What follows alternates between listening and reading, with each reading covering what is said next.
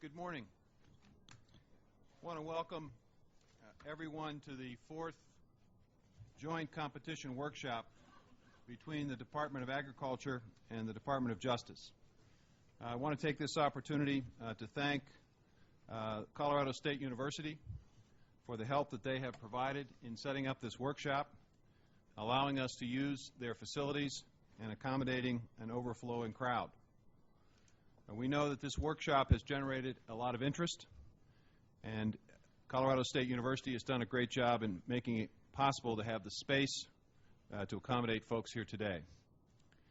Today we intend to focus on the livestock industry and whether there is proper competition to ensure producers are getting a fair shake. These workshops will help us understand the issues that are of most concern and deserve closer attention, and to explore the appropriate role, if any, for antitrust or regulatory enforcement in the agricultural industry. In March, we held a workshop on general farm issues in Ankeny, Iowa. In May, we gathered in Normal, Alabama to discuss poultry issues. In June, we discussed dairy issues in Madison, Wisconsin. Moving forward, we intend to hold one final workshop on December the 8th in Washington, D.C. President Obama provided a clear direction that government should be open and transparent, and these workshops are designed to do just that. We want to have a public dialogue on these very complex but important issues. As I travel across the country, I hear a consistent theme. Producers are worried. They're worried whether there is a future for them and for their children in agriculture. There are many ingredients needed for someone to get into farming and ranching. He or she needs to have access to capital, to get the land, equipment, and livestock. They need to be willing to take significant risks and work very hard. And they need to know that there's an open and competitive market for their livestock and for their commodities. Livestock producers are extraordinarily innovative, despite enduring some very difficult times. And USDA is designed to support producers' ability to join together, to market their products, to find value-added opportunities, and to enter into contract arrangements. Additionally, we look to support producers in their efforts to work hard and to receive a premium for their efforts. Now, there are some troubling statistics concerning the livestock sector. The top four cattle packers control roughly 80% of steer and heifer procurement, and the top four hog packers control roughly 65% of hog procurement. In 1994, the spot market for hogs was 62%. Today, it is only roughly 5% nationally. And new figures just recently developed are showing it dipping below 4% for the first time ever. In cattle, depending upon what part of the country you live in, the spot market is also rapidly declining. In 1999, the spot market for cattle was 68%. Today, it's closer to 52% nationally. And we know in some parts of the country it's less than 30%. This thinning spot market is a concern because it sets the base prices in marketing contracts. In the retail sector, the top four retailers now control 37% of the market, up from 17% in 1992. And consolidation in this sector can have a squeeze on the packing sector and have ripple effects all the way down to the producer. Some have argued that the status quo is better for livestock agriculture and that the current system has resulted in efficiency and innovation. But I think we need to take a look at where we are. Under the status quo, there has been a significant exodus from agriculture and a depopulating of rural America. In the past 40 years, the United States has lost 800,000 farmers and ranchers, and those that remain are aging. From 2002 to 2007, our last ag census, the average age of a farmer increased from 55 to 57. The number of farmers aged 75 and older has increased by 20% over the same period. Meanwhile, the number of operators under 25 years of age has decreased by 30%. The sad fact is that young people find it very difficult to get into this important occupation and calling we call farming. 50 million people now live in rural America. Urban areas are growing at a much faster pace, and more than half of rural counties have lost population. Today, if you consider all family farm operations, only roughly 10% of family farm income comes from farming. And more of our farmers are looking elsewhere for the primary source of income. Rural communities have higher poverty rates than the rest of the country, and the average per capita income of rural residents is approximately $11,000 below their urban and suburban counterparts. In 1980, there were 666,000 hog farms. Today, it's roughly one-tenth of that at 67,000. A similar situation exists in the cattle industry. In 1980, there were over 1.6 million farms. Today, there are roughly 950,000 cattle farms. In 2009, a hog producer received 24.5% of the retail value of a hog, and it was over double that percentage in 1980 at near 50%. Last year, 13.6% went to the packer, and 61.9% went to the retailer. A cattle producer gets 42.5% of the retail value of a steer in 2009, which compares to 62% in 1980. Last year, 8.5% went to the packer, and 49% went to the retailer. While the causes of decline in farm numbers is complex, it's no secret that livestock and poultry marketplaces have become more consolidated and vertically integrated. And although there can be efficiencies found with these trends, there is also the potential for unfair practices and limited transparency, which increases risk for producers. We continue to seek answers and solutions, and under our watch at USDA, we've taken a number of steps in an effort to improve competition in agriculture. The USDA and the Department of Justice, as a result of these hearings, has established the Agricultural Competition Joint Task Force to explore new opportunities for utilizing each other's expertise. These workshops will also help inform the work of that task force. To improve the efficiency and enforcement under the Packers and Stockyards Act, we've increased GIPSA's budget to improve enforcement over unfair and deceptive practices in the marketplace. And the Department is hiring more attorneys and field investigators to handle complex investigations and other violations. GIPSA recently published a proposed rule for fairness in marketing of livestock and poultry, and in December, GIPSA published a final rule to establish basic fairness in poultry contract. So it is in this broad context that we have a conversation today. I want to take this opportunity to thank all who have traveled here today, from near and far.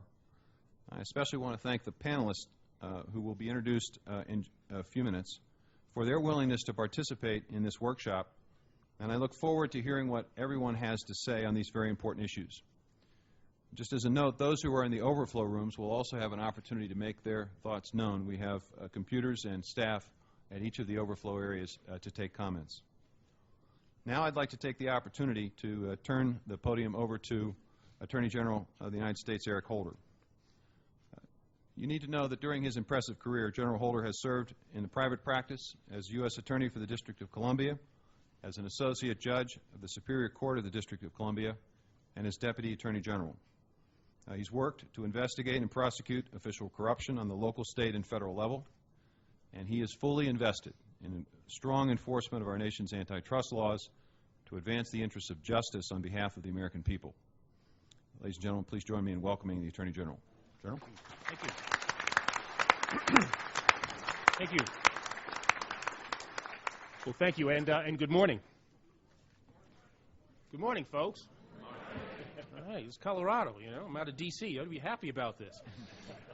Thank you very much, Secretary Vilsack, and also thank you to the folks at Colorado State for helping us put this together. This is a very important workshop. And I want to thank all of you for joining us and welcoming us this morning. I think it's very fitting that we're gathered here today in the Centennial State, because as much as today's discussion is about cattle, hog, and other livestock industry issues, it's also about our nation's founding ideals, about fairness and about equal opportunity.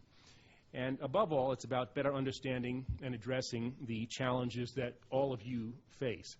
Now, for some of you, these challenges have never felt more urgent or more difficult to overcome. And I realize this. So does Secretary Vilsack, and so does the President. Our nation is now the world's largest producer of beef and the third largest producer of pork and pork products. And here in Colorado, the livestock industry is an economic anchor. We know that your communities and counties are, in large part, ag dependent. Now, in this state alone, more than 100,000 jobs rely on the agriculture and food industries. And more than 4 in 5 farms and ranches are family or individually owned. We also know that although beef exports have been rising since the early 1990s, too many farmers and ranchers are fighting tooth and nail simply to make a living. This is a very, very serious issue.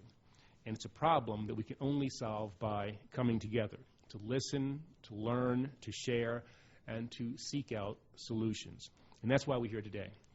The discussion we have gathered to begin reflects an historic partnership between the Department of Justice, the Department of Agriculture, and leaders from across our nation's agricultural industry. It's a partnership forged not only so that we can better understand the conditions that you face every day, though that's a first and crucial part of this effort, but also, and most important, so that we can act.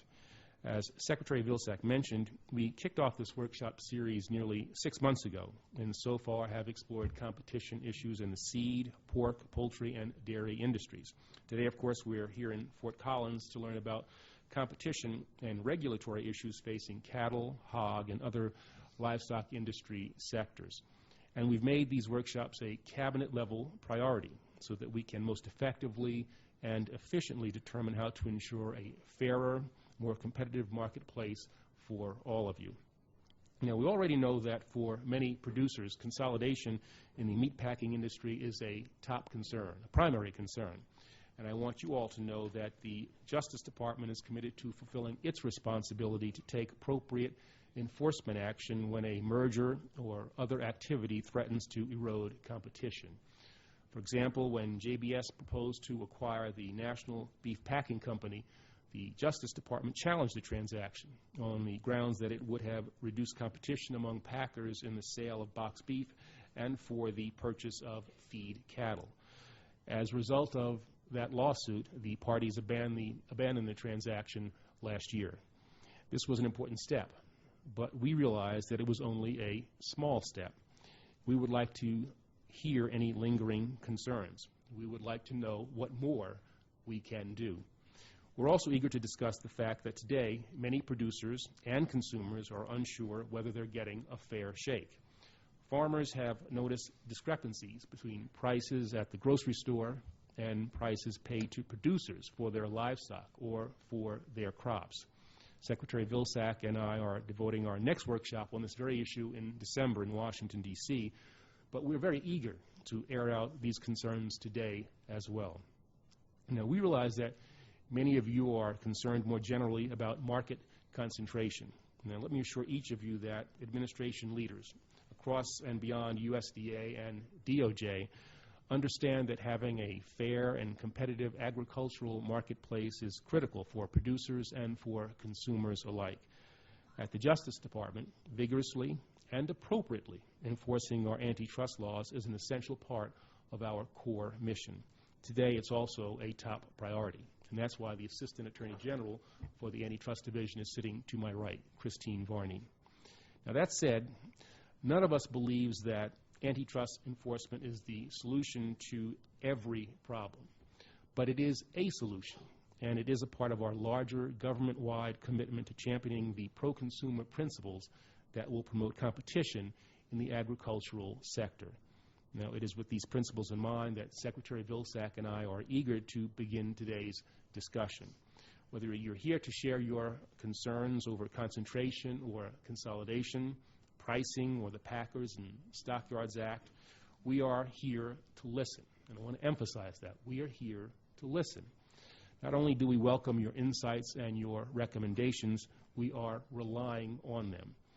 If past as prologue, your suggestions will be many, and they will be extremely valuable. After our call for your ideas last year, we received thousands, literally thousands of comments. Already your input has been critical in guiding and in focusing our work. That tremendous response only represents a fraction of the potential that I know still exists for building on this extraordinary example of government and public engagement at its best. Now, ultimately, our conversation is about much more than simply last year's trends or this year's challenges. It is about your livelihoods. It is about your families. It is about this region's economy and our centuries-old American way of life. This is essentially about our nation. Your participation this morning gives me great hope about what we can and will accomplish together in the days and weeks ahead. Secretary Vilsack and I look forward to hearing from and working with each and every one of you. Thank you. General, thank you very much.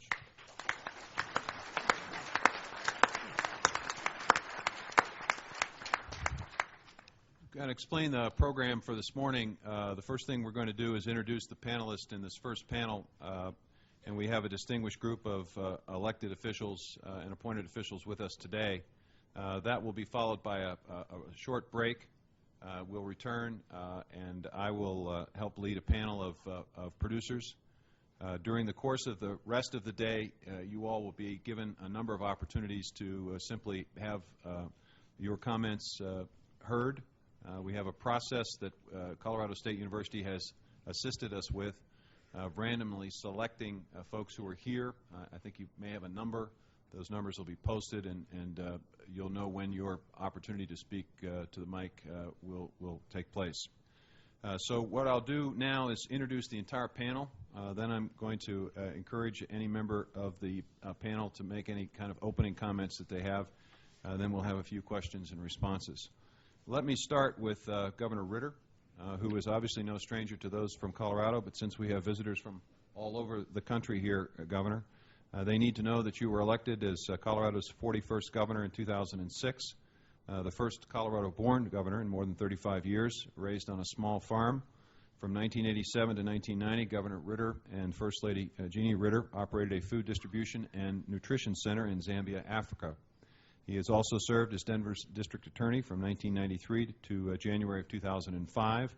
And I believe folks know here in Colorado that he earned in that position a national reputation as one of the country's most effective and innovative prosecutors. Several of his programs continue to serve both here in Colorado and as national models. Governor, welcome. Want to take this opportunity to welcome to the panel the Honorable Betsy Marquis, who is Congresswoman, U.S. House of Representatives, who obviously has fans in the audience.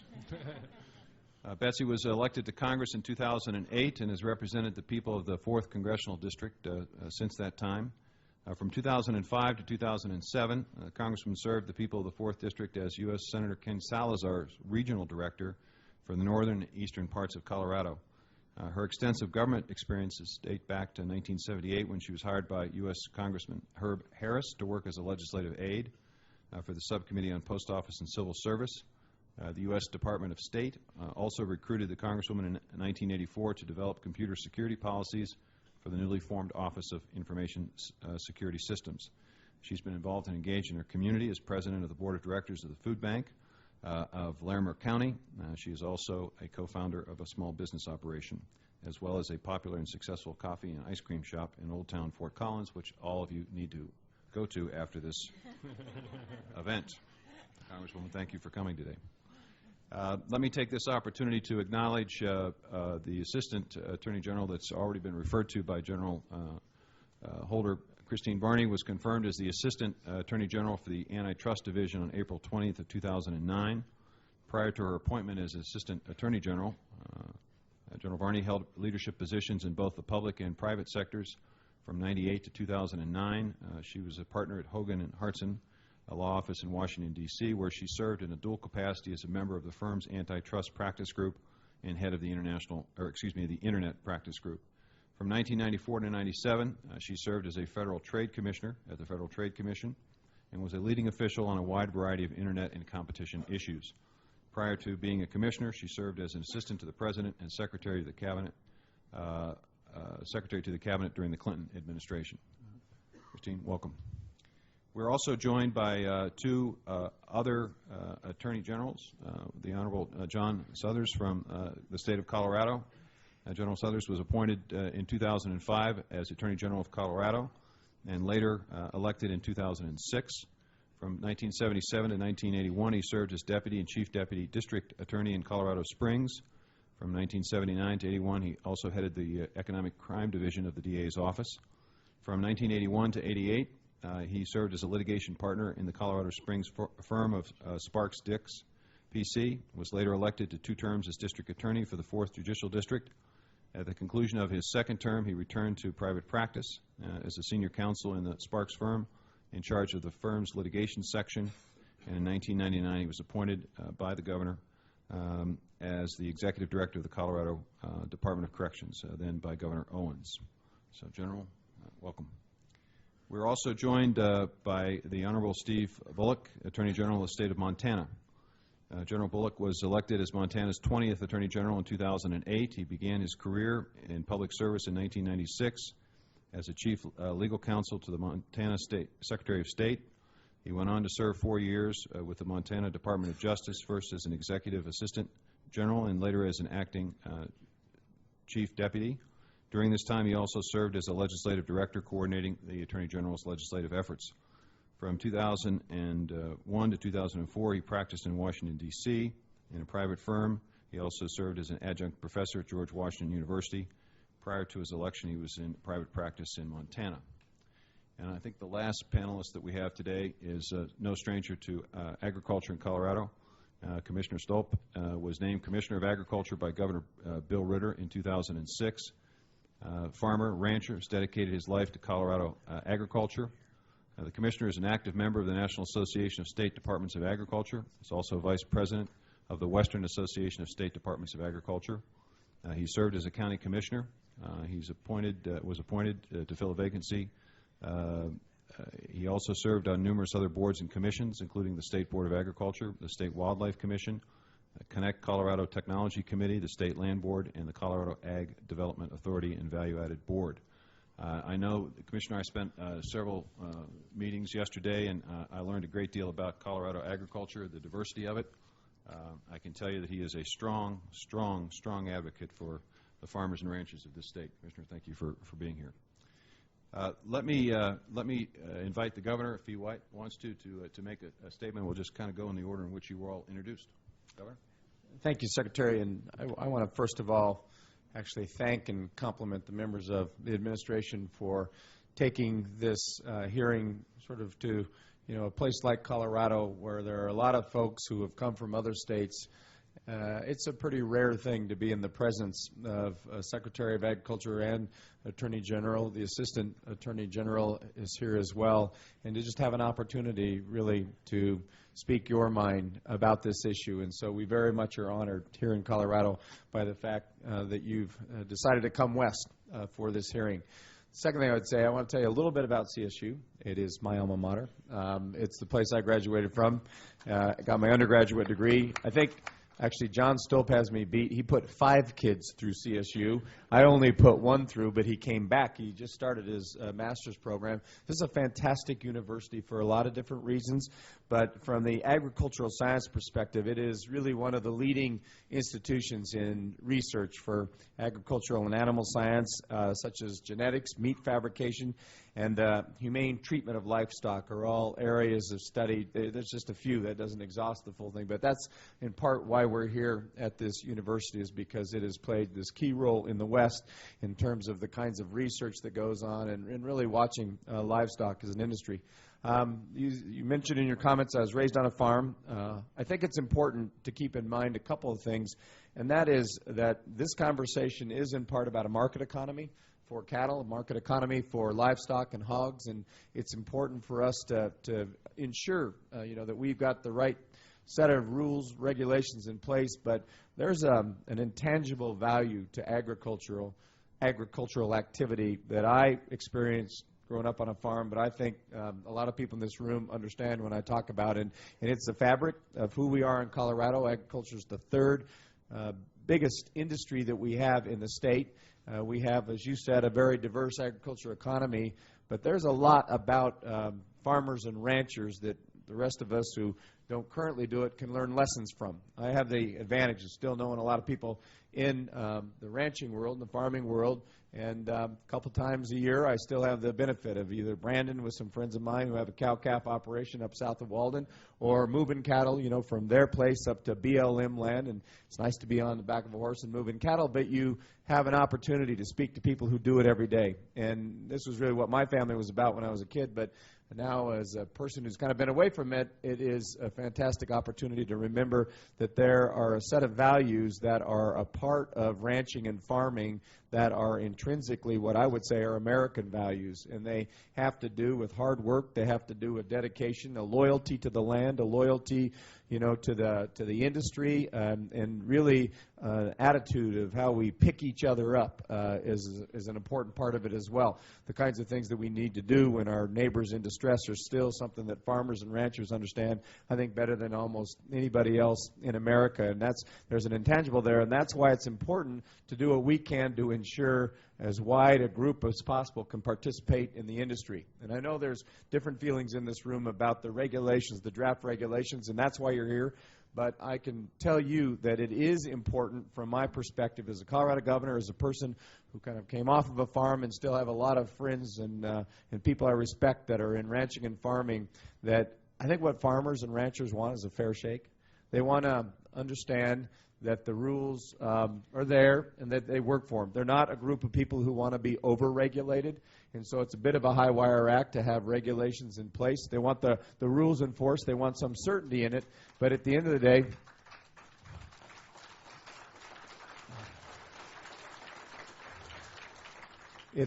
all they really want is that it's fair, and that if they are looking at a piece of beef in a grocery store that costs a certain amount of money, and it was their daily hard work that led to that beef getting to the market, they want to ensure that they're getting their fair shake, and I think that's the most important point take away. And I, again, finished the way I started by saying this is a very important industry to this state. It's important to the West. It's important to the United States, and we very much are honored by the fact that you're taking this time to handle such an important issue in really a very big town hall sort of way. So thank you both. Thank you, Governor. Congresswoman?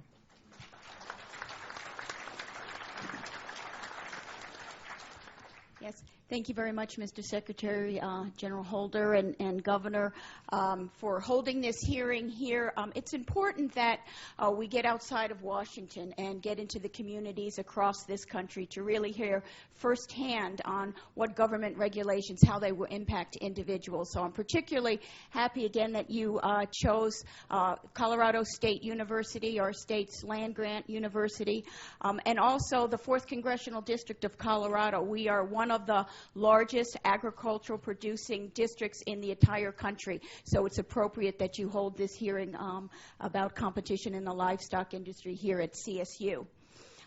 I have been hearing, I'm a member of the House Agriculture Committee, and we have actually been holding field hearings around the country as well, talking about the 2012 Farm Bill, and this issue has come up as well.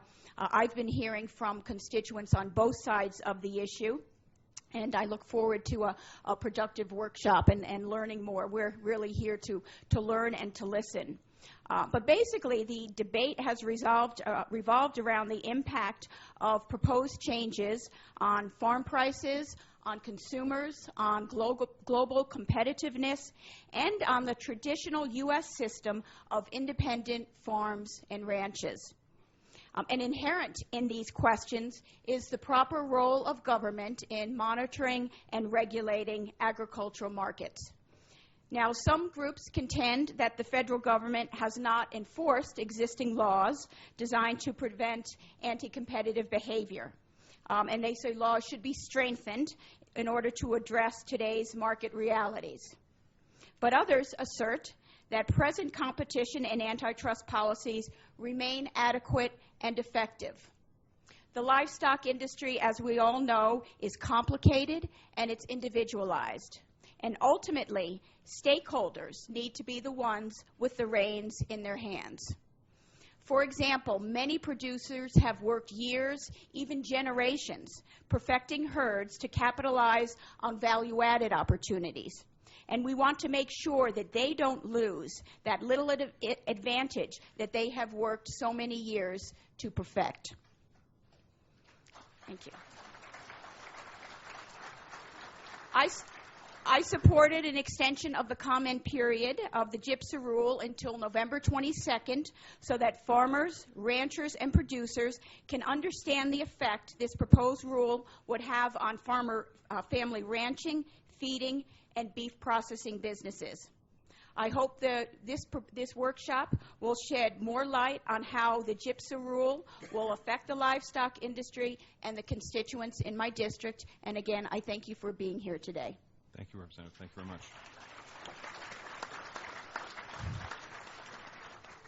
Assistant Attorney General Barney, I don't know if you want to add to the General's comments or not. Very little, Secretary. Once again, I want to thank everyone for welcoming us here. I have a little bit of Colorado connection. One of my children went to college in the state, not here, but down in the Springs, and I get back here every time I can. I've got another one. I'm going to try and convince him to look here. So we like coming out here as much as we can. And I just wanted to say that we're delighted to be here. This is a historic undertaking. Never before has the Department of Justice and the Department of Agriculture sat together to take a look at the intersection of competition and agriculture policy in the United States.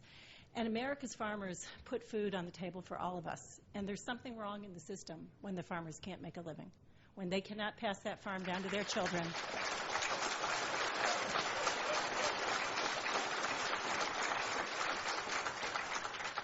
We all need to approach this with an open mind. We all have a part in the solution. And we don't have an agenda. I don't have an outcome.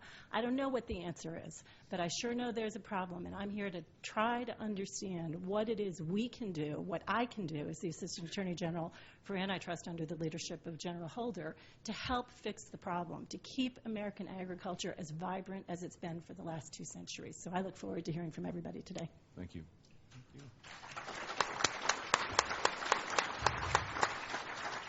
General?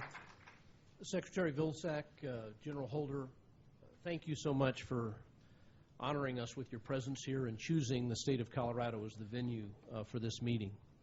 And I think it's wonderful that we've chosen a venue like Colorado State University, which is a great university that's so integral to agriculture in this state.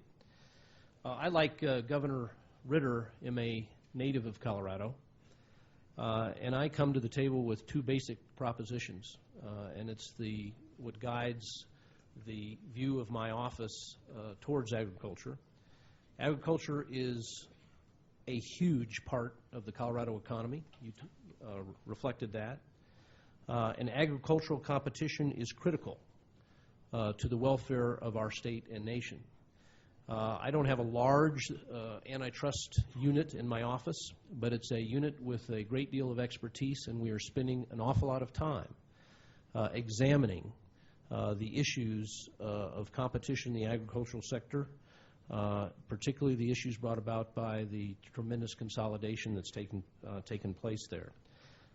We're here today to learn more. The members of my office in the antitrust unit will be present at all these meetings, and we're committed to monitoring. I'll tell you a little bit, I think, in a later point about some actions that we've taken. But we're committed to preserving competition in the agricultural community for the best interests of all Coloradans. General, thank you.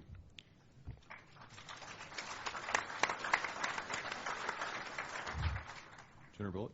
Thanks, Secretary Vilsack. My family and I spent the last weekend outside the town of Geyser, and that's a small ranching community in north central Montana.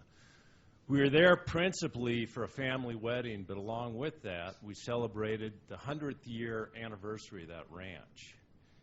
And I guess what I fear is that there'll be fewer and fewer of those centennial celebrations across my state. Over the last 30 years, Montana's lost on average over 150 ranches each year. The Secretary said what the average age of a rancher is across the country. In Montana, it's even older. Our average age is 58 years. It's now only about half of our ranchers that rely on their ranching and farming productions as their primary source of income. And 20 of Montana's 56 counties are experiencing long-term population decline. Each one of those waning counties is heavily dependent on agriculture. And I think that change in the face of rural America is likely one of the reasons why many of you traveled here today. And we each have our own definitions of what would make this and those other workshops a success. given the size of the crowd, candidly, this morning, I decided just find a parking spot would probably be a good success from my perspective. But actually, my expectations are a lot higher than that, and I imagine that everybody in the audience is too. The fact that we're here today together, it signals a significant break from the past. I'm cautiously optimistic it demonstrates not only a renewed federal commitment to ensuring we have a vibrant agriculture sector, but also a commitment to greater state and federal coordination. Nonetheless, I think that we also have to acknowledge that bringing this many producers and ag interests together in one room is much like organizing a firing squad in a circle. Yet there are core values that we share. As the statistics I outlined a couple moments ago illustrate, we ought to be able to agree that if we value keeping the family and family farming and ranching, what we're doing hasn't been working. I'm a strong believer that you can't regulate away every problem. But I do believe that federal and state governments have a role to play here, and that in decades past, governments may have lost sight of that role. And even if we're a bit past the time where we can realistically expect to give teeth to the Packers and Stockyards Act, perhaps we could still get that 89-year-old law a new set of dentures, and I think we should look at that.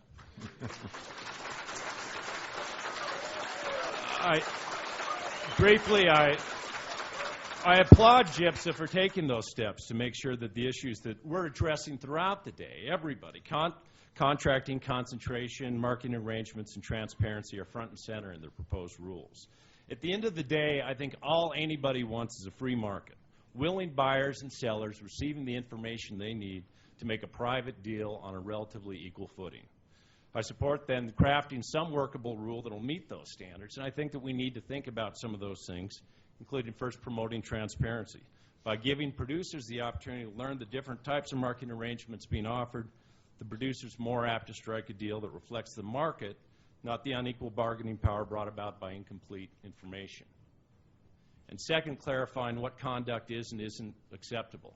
It's interesting because as a state regulator, when I enforce my state's Unfair and Deceptive Practice Act on behalf of consumers, I don't have to demonstrate that deceptive act injured every consumer in the state. I only have to demonstrate that one consumer was injured. I think that we owe our producers at least as much as we owe the individual consumers of our respective states. And a fair reading of 202A shouldn't require that a rancher demonstrate harm to everyone. And third, I think that with giving those dentures, we need to clarify what are undue and unreasonable preferences and advantages.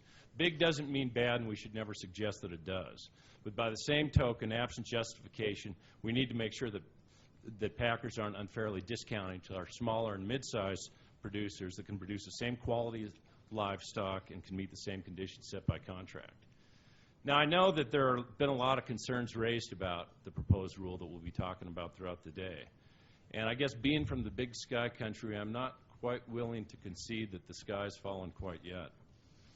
I'm hoping that the rulemaking process will allow the opportunity for GIPSA to separate the wheat from the chaff, or more appropriate here, to steer clear from any bull that might be out there.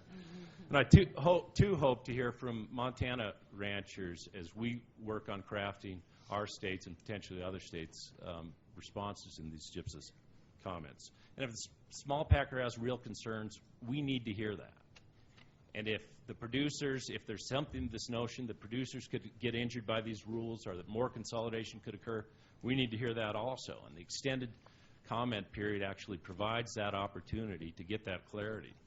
Because if we return to those shared values of the ranch being able to be passed on to the next generation, I hope that we can at least agree that the status quo ain't working and doing nothing is no longer an option. Like, we need meaningful enforcement of laws that were set up a century ago to make sure that folks get a fair shake. And in the meantime, it's also important to recognize Montana producers have been innovating. They've been employing technology by working together, by even expanding niche and value-added beef markets.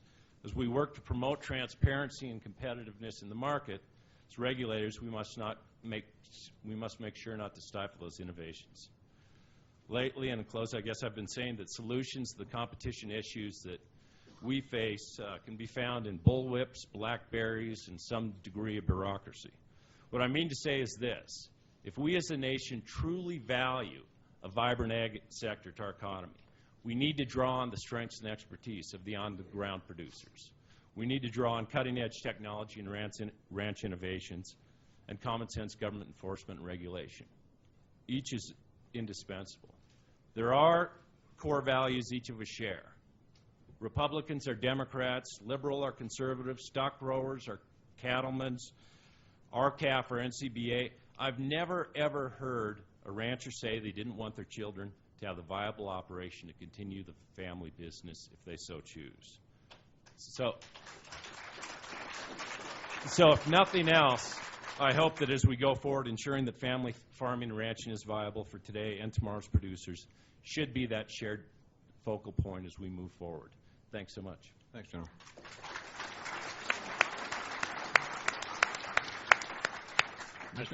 Mr. Secretary and Mr. Attorney General, thank you very much for coming to Colorado. This is a very appropriate place to conduct this sort of a hearing. Here at Colorado State University, well known for their land grant contribution to the livestock industry and innovators in so many areas. As I look across this audience, I recognize a number of friends and neighbors. I recognize leadership from the Colorado livestock industry, and you're going to be hearing from them later today. And I think it's important to point out they're well respected in their particular areas of interest and passion. We are home in Colorado to some of the largest livestock operations, some of the largest packing operations in the world. At the same time, we have some of the smallest operations that are using the internet and other marketing tools to their advantage. And we're seeing a great interest in our farmers markets and our direct marketing from the farm to the table and the different homes. And so we have a great diversity of interests here in Colorado. You're going to hear a lot of that diversity and legitimate differences of opinion today. And so once again, thank you for coming to Colorado. I think you'll hear great testimony today. Commissioner, thanks very much.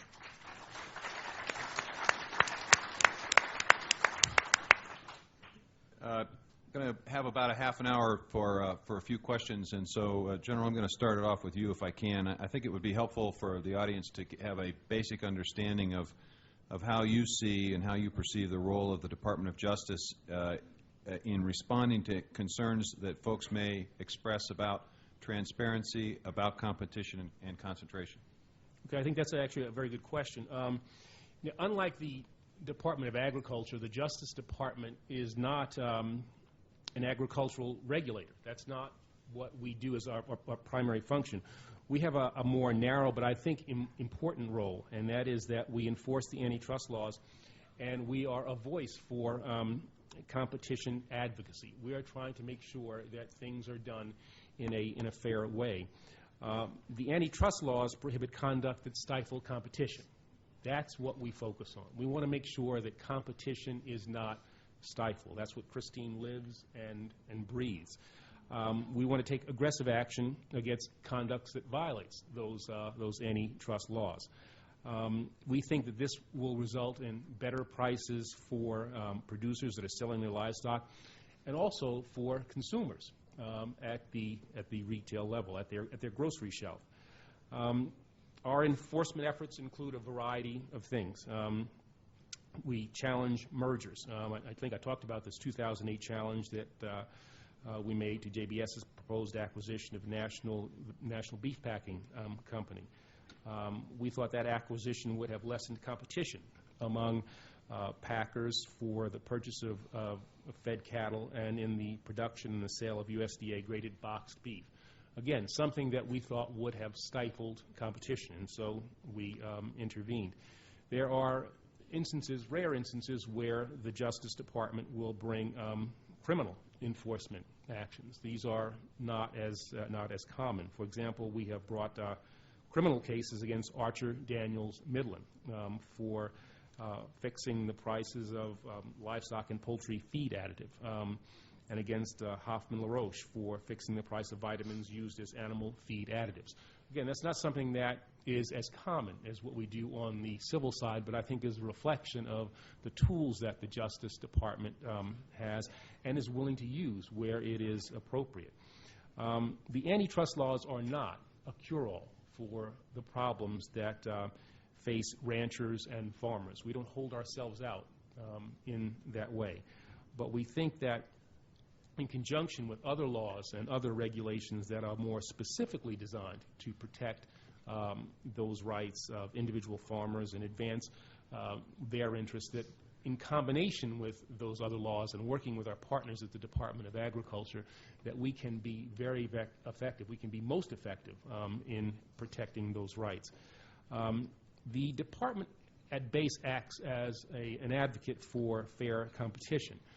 I think as somebody said, we don't view big as necessarily bad. That is not our view. From our perspective, fairness is the key to make sure that there is a level playing field for competitors, whatever their size. We want to try to encourage more competition and transparency in the agricultural sector. And so that is a general way in which I think the Department of Justice sees its role in this very important sector. A sector that's important not only for our exports and our economy, but also for the American way of life. Now, I'm, unlike everybody else, it seems, I was born and raised in New York City. And don't hold that against me. But there is a reality to the fact that from the earliest parts of this nation, a vital agricultural sector and the values that are associated with it have defined this nation and have really made this nation different from so many others. And even as a New York City guy, I get that and understand that. And I like to think that in my time at the Department of Justice with my partner, Christine Barney, that we will do our part to ensure that that part of our nation, that part of our culture remains vital. General, you mentioned the issue of competitiveness, and I want to turn to you, Congresswoman Marquis, to talk a little bit about this. You're out there, you're campaigning, you're listening to folks. What are the farmers and ranchers that you're meeting telling you about the competitiveness and the openness and the transparency of the market? What are you hearing about access to markets?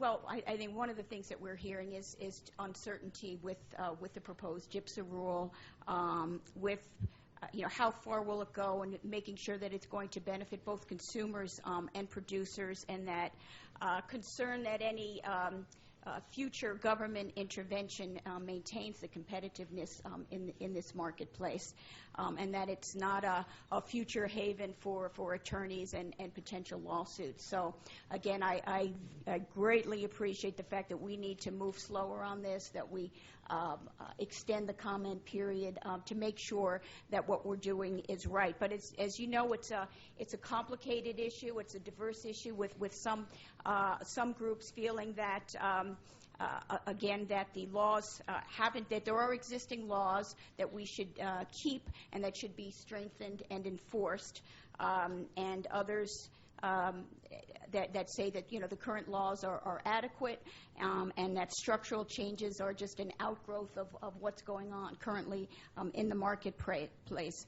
But I think in the end, producers want to make sure as well that they are getting a fair price for their product, and that individual farmers, ranchers are making sure that they can keep their competitive advantage in the marketplace. So again, it's a delicate issue of balancing how much enforcement should take place, and again, what's the proper role of government.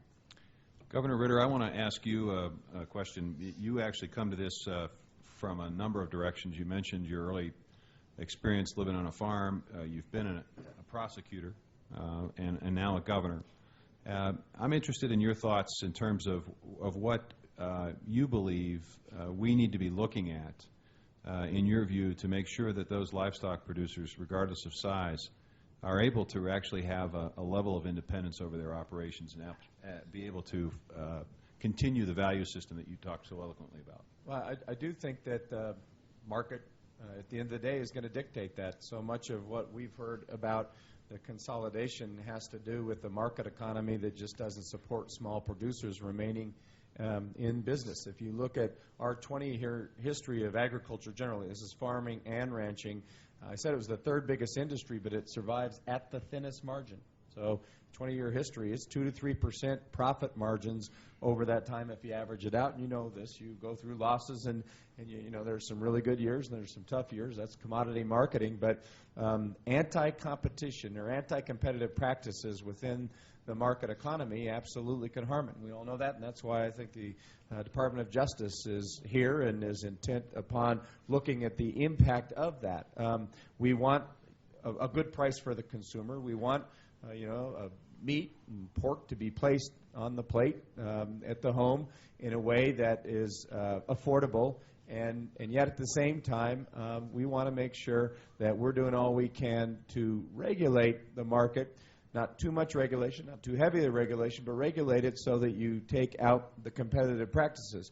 What I would say is one of the things we must focus on, I think this is as a country, is the ability to expand the access to export markets. And that's, I think, a reality that we should, as a country, focus on, because consumption in the United States is likely to dwindle over time as a percentage of all food consumed. Beef and pork are likely to dwindle. But you look at emerging economies around the world, China, India, places like that, there's actually greater beef consumption that's happening in those places. And for a variety of reasons, we can take advantage of those expanding markets and then, in a sense, in maybe an indirect way, help that small producer. But I do think it's a difficult place, because we value the family farm, we value the family ranch, and yet there's a lot about that that's made it more and more difficult. People are staying in there sometimes at financial loss to them and to their family just because they believe in it. And so it won't all be done by regulation. It won't all be done by trying to do what you can to take out anti-competitive practices in those parts of the industry that are heavily consolidated, but it can help. It can help, and I don't think the margin has to get a whole lot better than 2 or 3% to be able to reverse the trends that we've seen in the consolidation and the lessening of family farming. And so I think the number one thing is expanding access to markets. And finally, I'd say this issue about ensuring that the regulations allow for direct marketing and in a way allowing the rancher to directly market to the consumer and take, in some respects, some of the retail middleman out of that, so don't regulate it so heavily that it's impossible for that. That's a great benefit, and that's a great benefit to a variety of the small producers that John Stope referred to, particularly the niche producers that have something that they can offer that really distinguishes them, but may get lost if they go through the entire if they have to go through the entire process from wholesale to retail. There's a lot that can get lost in that. Thank you. Well, I can't help but comment about exports. This will be the second best year in exports in ag in the history since we've been keeping records. We anticipate about $105 billion of ag exports, led in part by the livestock industry, and we'll have about a $28 billion surplus, which is one of the few places in our economy that actually has a trade surplus. And every $1 billion of ag trade also generates somewhere between 8,000 and 9,000 jobs. I see a lot of folks from the UFCW here today who are working in those processing facilities, and that means employment opportunities as well. So you're absolutely correct, and we are focused on increasing exports. The President has charged us with, as economy and as an administration, doubling exports over the course of the next several years. But I wanted to direct this next question to the two state attorney generals who are here. You all have offices that obviously receive phone calls and complaints and letters. I'm interested in knowing whether or not you've seen an increase of concerns as the economy tightens and as farm families have difficulty. And if so, what may be causing that, and what protections can you provide at the state level to complement what can be done at the federal level? Well, like the United States Department of Justice, the Colorado Department of Law is not an agricultural regulator per se, but our jurisdiction comes from the antitrust laws of Colorado and also the deceptive trade practice laws of Colorado.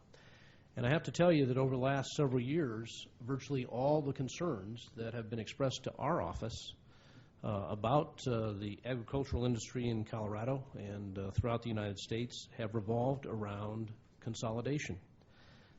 Particularly, the last several years, there's been a lot of concern expressed to our office by agricultural interests in Colorado about consolidation among packers.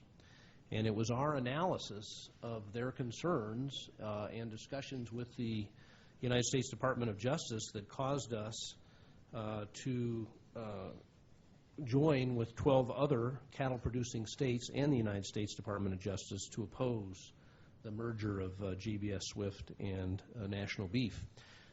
Just to be very precise about what our analysis of its impact on the marketplace, in the High Plains geographic market, the beef belt we call it, Colorado, western Iowa, Kansas, Nebraska, Oklahoma, and Texas, we believe that that merger would have put over 85% of packer capacity in the hands of the three survivors, JBS, Tyson, and Cargill.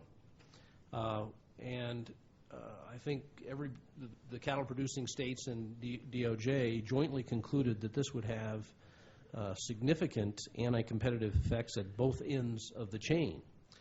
Such consolidation would force producers, ranchers, and feedlots to sell cattle for lower prices, and of course wouldn't necessarily pass along those savings to consumers. We believe that that sort of consolidation allows firms to charge higher prices to grocers, food service companies. So not only the producers impacted, but the grocery store consumer is also impacted.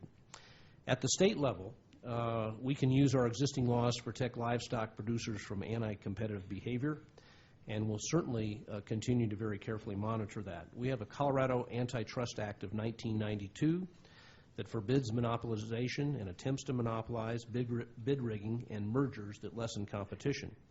However, I want to make sure that folks in Colorado here understand a very important aspect of our Colorado antitrust law. Our office cannot challenge any merger or acquisition that has been reviewed by any federal agency under Section 7A of the Clayton Act, where the federal agency declined to challenge the merger. That was put into Colorado law in 1992. What that indicates to us is that there's a significant premium on communication between the state and federal governments, and we make sure that we convey to you fully the input we have from our agricultural community about concerns about consolidation, things like that, because the bottom line is if you decline to intervene, we're precluded from intervening. So it's very, very important that we communicate along those lines. We're aware of all the issues surrounding the GIPSA proposed rules. The bottom line, it seems to me, is that what we all have to be working for is to level the playing field without over-regulating in a way that disrupts the marketplace. And that's a balancing act. And we're going to very carefully monitor the conversations today and all that takes place to hope that we can assist in our comments to the Department of Agriculture and the Department of Justice in reaching that balance where we have a more level playing field and don't interfere with the marketplace by too much regulation. Yep. The same is largely true. One of the nice things about AG's, Attorney General Suthers and I, is that we're a lot closer to the grounds. We hear these concerns in our churches, in our grocery stores, when we're picking up our kids from school. Interestingly, though, and we both do a lot of work on consumer protection issues, if farmers and ranchers were like senior citizens, we'd be a lot better off in as much as that when they have concerns, they'll be calling us. Farmers and ranchers, I think, are so used to kind of going it on their own that they're not necessarily picking up their phone to some government guy in the capital city. I think, though, that there is a lot that can be done. General Suthers alluded to, actually both of them did, the calling off of JBS Swift. I mean, that wasn't a change of heart. That was when U.S. DOJ and 16 states came together. And another thing that really heartens me, I guess, is that we've seen a lot more in a lot of areas, the federal government and under your leadership, General Holder, working together with the states, realizing that we're equal partners in a lot of these things. And that crosses from financial crimes to straight crime to fraud. I'm working a lot closer with my U.S. attorney than any of my predecessors ever did. This is an area, especially for our ag states, where we have to maintain that same sort of state and federal cooperation, because we will hear about what's going on in Washington. They'll look to us, and the more that we can work together, I think that the more apt. I mean, it is a real exciting time. Now we just have to make sure that we channel that excitement in constructive ways for the ag community. Commissioner, I want to talk to you for just a second. Speaking of people that are sort of on the ground level on all of this, I come from a state that is fairly significant in hog production.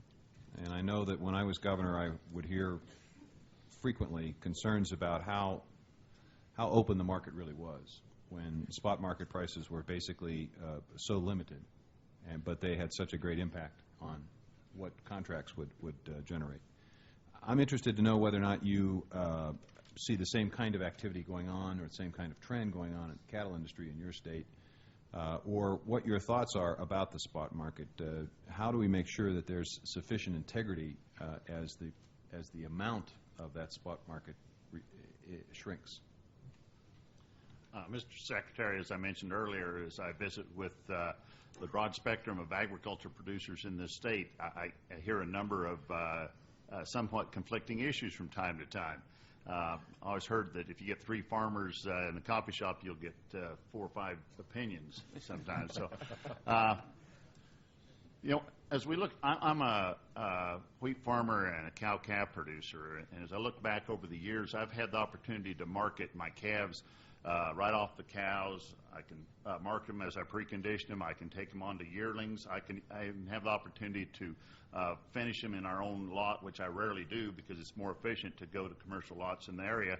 And then I can partner with them, or I can retain ownership and market them eventually as fat animals. So I've been involved in all aspects of it, and it's important that we have as many opportunities for marketing at whatever point in the life cycle of livestock that these producers want to take advantage of the market. We all have our opinions on when we can do the best profitably. So it's important to have some transparency so we know what our options are. And if we don't know we have an option with a packer or with a retailer, it limits the opportunities that people have. And we've seen this change that we mentioned earlier of people starting to go it alone, sometimes in the form of a co-op or marketing their own animals. We have several people on the western slope that contract their beef production through the internet, and they brand it with their own name. They go through a USDA-approved slaughter plant, but they retain ownership, they retain their identity. And I'm not sure that everybody can do that, but that's an opportunity that's important. And as the governor and others have mentioned, that opportunity is driven by other markets if there's competition in the markets. And we see, as you mentioned, the export market as being very important to the meat market. Colorado ranks in the top 3 or 4, depending on what type of meat we're exporting. When the governor went to Japan a couple of years ago, we found out that the #1 product from Colorado to Japan was beef, about 24% of what they buy from our state alone. And so it's very important that we expand the global markets. China alone, we're not allowed to go in there at this point, but with 1.3 billion people, if they just ate an ounce a day, we'd really have a market that we couldn't satisfy. But we have other political barriers out there, and we appreciate what this administration's been doing with the Export Initiative, what USDA has been trying to do through the ag trade offices. But as we open up global markets, I think it also opens up domestic markets too.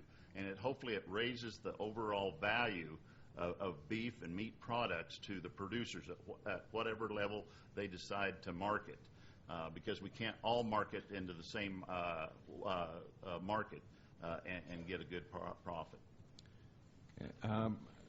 Christine, I want to ask you just a real quick question, just to give people a sense of what the process is in your office. As you hear about information comes to your office that might suggest that there's a competitive issue, what's the analysis? What happens? How does it get handled so folks have a sense of the factors you consider? Well, on a merger, I think the first thing we do is we call the state AG's offices, because they have the expertise on the ground, and we loop them in depending on where the merger is taking place. And a good example of that everybody referred to was JBS. Secretary, we have targeted tools. in the Antitrust Division. So we have the Sherman Act and we have the Clayton Act, which prescribe what we can do when there is a merger that substantially lessens competition. So we look at consolidation and we try to determine what's the consequence of the proposed consolidation on the competitive marketplace.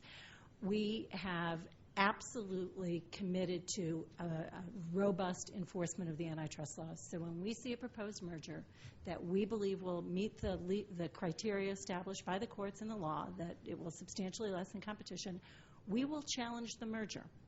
It takes a while. It's a very fact-specific undertaking. We have to get a lot of testimony. We have to do a lot of economic analysis. You know, the Department of Justice employs, I think, the second or third largest number of economists in the United States government, and they're in the Antitrust Division. We have a very strong ag economics section where we go through a lot of the activity in the sector. We consult very closely with USDA whenever we see a merger, whether it be in livestock, poultry, grain, across the board. We then we have to go to court. We can't block a merger on our own. A judge has to agree with us. Now, in the past, when we see a merger that we believe is anti-competitive, many times the parties will simply abandon the merger. They won't go forward. Other times we have to go to court and litigate, and we put on a hell of a case, and you know, judges don't always agree with us, but we'll go to the mats, and we'll go to the mats with our partners in the states to try and prevent anti-competitive mergers. That being said, there are mergers that provide a lot of efficiency, that increase competition in the marketplace, and we try to distinguish carefully those mergers that are pro-competitive and move quickly to clear those mergers through. Our doors are open, our phones are open. I think everybody at both the USDA and the state AGs knows how to get a hold of us. When there is a merger, we want to hear your views. Our friends from the unions come in often to tell us how they see the merger impacting what they're doing. Your trade associations are always there. Every time there's a merger in an industry, I hear from the trade associations. The challenge there is there's often a diversity of opinion within the associations as to how a merger might impact its members. So we try to sort through all the information we get to the facts, and then make a decision accordingly. Okay, we have a few more minutes, and you know, I was struck by Attorney General Bullock's comment about if farmers were more like senior citizens. The reality is that they're getting very close to that. And that raises, I think, a fundamental question that I think is important to every single person in this audience, regardless of where they come out on competition or GIPSA rules or anything of that sort, and that is, how is it that we're going to get young people into this business and keep young people into this business? We cannot continue to see the trends that we've seen in the aging population within our farm families. You cannot have the percentage increase in farmers over 75 and a decrease in farmers under 25.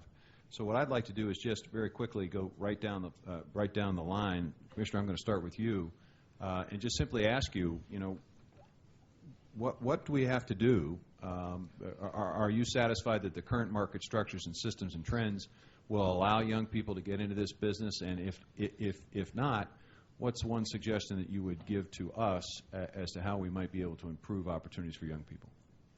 As you mentioned, the statistics don't bear out that young people returning.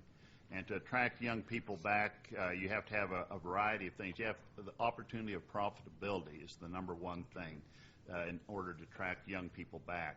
We also need the infrastructure of communities that have viable hospitals and good education opportunities for our young people, whether it's community colleges or just a local high school is important. So I think profitability, it starts there, and that crosses all the spectrums of commodities, especially the beef industry, because it's predominant in the High Plains area. General? It has to be a viable economic undertaking for the families involved, and the children have to have the assurance that they can make a living, an adequate living in this agricultural community. Mr. Secretary, we in Colorado, water is at a huge premium, and it's very sad, and I'm sure there's farmers and ranchers in this audience here today who are facing the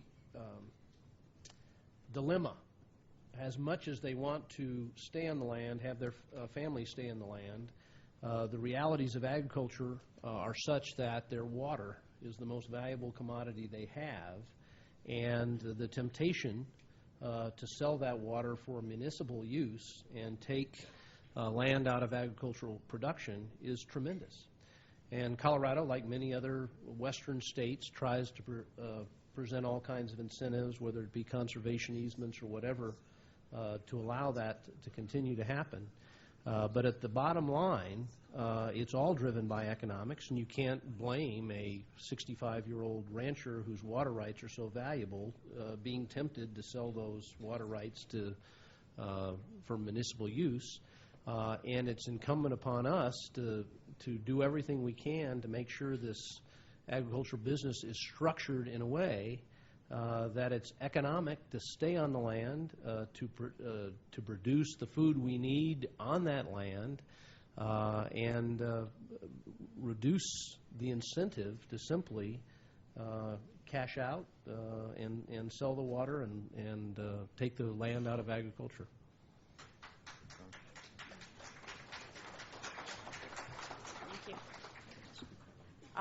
You know, of course, echo the basic fact is that it's got to be profitable for young farmers. I talk to so many families where the son and daughter, they want to stay on the land, they love the rural lifestyle, want to be married, raise their family, but just not sure if they'll be able to eke out a living. And you hear so many farmers say behind every successful farmer is a teacher or a nurse or, quite frankly, somebody else who has a part-time job so that they can make ends meet. So certainly a system where it's we know that farmer is going to be profitable and be able to have a living for their family and be able to raise their children in an area that has good schools, has access to hospitals with the latest technologies, banks, other small businesses in the area. One of the things that I'm very happy that we have done with the Recovery Act is really focus resources on, which we did after the Great Depression. We made sure that rural communities had electricity. Right now, the next big investment in our rural communities is broadband. For any community to survive, a community has to have access to the high-speed internet for your hospitals. For a child really growing up now needs to have access to the internet. So all of these things that we need to have the infrastructure in place so that our farmers and our ranchers can raise their families with the same advantages that families have in more urban communities is going to be critical. Thank you. I'm going to skip the general to go give him the last word. So, Christine, if you have any thoughts about this? As I said, Secretary, I'm here to listen. I mean, the recurring theme that we've heard in all of our workshops is the system is broken. Family farms are not sustainable. They're not able to pass farms down to their children. There's got to be a variety of solutions. Not all of them are going to reside in antitrust, in the Department of Justice, or in the Department of Agriculture. So I think what we're doing here is gathering information. We're taking that information back to Washington, back to our state capitals to try and figure out what a comprehensive solution is going to look like. Thank you, Mr. Secretary, again for coming. Thank you, General Holder. And I would just pick up on a couple of the comments to say we've focused on the agricultural economy and ranching. It's important to look at ranching and farming and the different things that need to be done from a regulatory perspective to allow family farms and ranches to stay in business. But this other part of it, I think, shouldn't be missed, which is the health of rural America is at risk. It's not just ranching as an industry. And I would congratulate you, Mr. Secretary, on what you've done on rural broadband. I really think this is an important part of it. As we expand markets, as we look at global markets and say we want to access those, also allowing ranches and farms to have greater access to technology is going to happen because of rural broadband initiatives like your initiatives, and that will, over time, make a difference. We have a Main Street initiative that we've started in Colorado, and it really is about going to very small places. Fowler, Colorado, Monte Vista, Colorado, Rifle, these are all communities where we're looking and say, what's the health, what's the vibrancy of this community, how we support it. So while this is important, this part of the conversation and looking at competitiveness, consolidation, and how you have as much freedom in the marketplace for smaller producers. It's also important to look at health, look at education, look at technology, all as ways to keep kids coming back to the family farm because they understand there is this future, and it's not just about profitability, it's also just about, I think, the quality of life in rural America. So thank you for the opportunity to make these comments. I think that ranch that I mentioned that I was at this past weekend where my mother-in-law was raised, the town of Geyser has changed substantially in the last 30 years. And all across throughout rural Montana, we're losing our schools, we're losing our banks. You know, things are getting smaller and smaller in some respects. If you look at that over the last 30 years, too, the piece of the pie that the ranchers share of the dollar has been substantially decreasing all along at the same time. So I don't think to actually make it possible for our young folks to stay on the ranch or go to the ranch, it's not going to change tomorrow. You're not going to say all of a sudden tomorrow life is going to be good, you'll have your vibrant community back. But what you need to do is offer some sort of promise or hope that that trend will reverse, that the rancher's share of the food dollar will actually start going back where it was 20, 30 years ago. And then there's the opportunity to say, okay, I'm a young person, I'll take the risk because I like this lifestyle, I like what it produces for our country and for our state. But there has to be, I mean, we have to reverse that trend, or if not, you sure can't blame them for wanting to get off the ranch. General?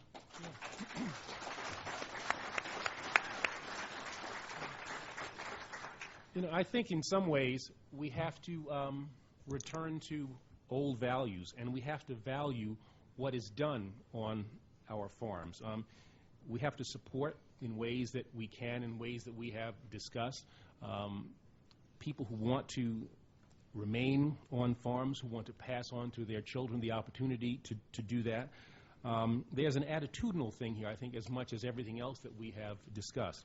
We have to value what happens on our farms in a way that I don't think we have in the recent past. This nation became great because we made things, we manufactured things, we grew things, we produced things, we raised livestock. That is, I think, in essence, what has defined this country and made this country great. Everybody can't be on Wall Street with these complex financial instruments. You know, that's the kind of thing that we focus a lot of our attention on and think is so great.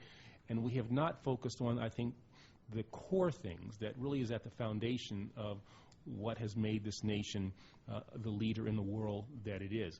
This is the 21st century, and yet I think we have to go back and think about attitudinally and what we value some of the things from the 18th century and what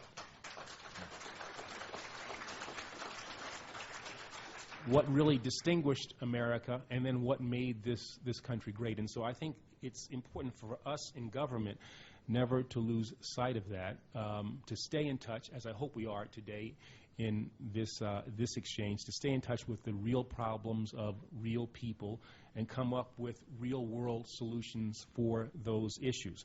But I really do think it is a question of remembering. Why did this country become great? It wasn't an accident. It was because we made conscious decisions to do things that supported people, young people, in the decisions that they made to do a variety of things. And we can't concentrate our efforts, concentrate what we value on things that we find in New York City only. You know, there's a great big country out here, a great diversity in our country that we have to continue to value. And that's what I think this administration is committed to doing, and it is what we want to work with all of you all to make happen. Okay, we're going to, thanks, General. Thank you.